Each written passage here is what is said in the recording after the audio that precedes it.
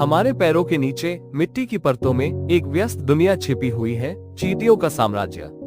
हर बस्ती की शुरुआत होती है एक रानी चींटी से। एक खास उड़ान के बाद रानी जमीन के भीतर एक सुरक्षित जगह खोजती है और अपने पहले अंडे देती है। उन्हीं अंडों से निकलती है पहली मजदूर चींटियां, छोटी मादा चींटियां, जिनका एक ही काम होता है, रानी की सेवा करना, बच्चों को पालना और घोंसले को सुरक्षित रखना। दिन ब दिन मजदूर चींटियां सुरंगें, कमरे और भंडार घर बनाती है।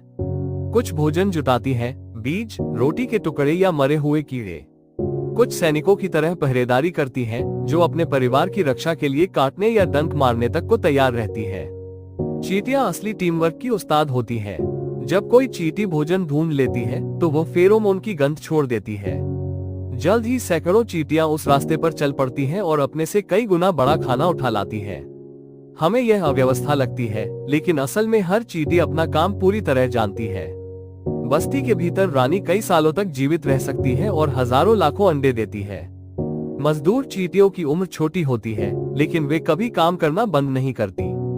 वे सफाई करती हैं, बच्चों को खिलाती हैं और खेती तक करती हैं। जी हाँ, कुछ चींटियां कवक, फंगस के बगीचे उगाती हैं, तो कुछ छोटे कीड़ों, एफिड्स को पालती हैं, जैसे हम गाय पालते हैं, और उनका मीठा रस पीती हैं। चींटियों का जीवन आसान नहीं है। बारिश उनका घर बहा सकती है, शिकारी जैसे मकड़ियां और पक्षी हमला करते हैं, और दूसरी चींटी बस्तियां उनसे भयंकर युद्ध भी लड़ती हैं। फिर भी उनकी सबसे बड़ी ताकत एकता में है। अकेली चींटी कमजोर है, लेकिन मिलकर वे अजेय हो जाती है।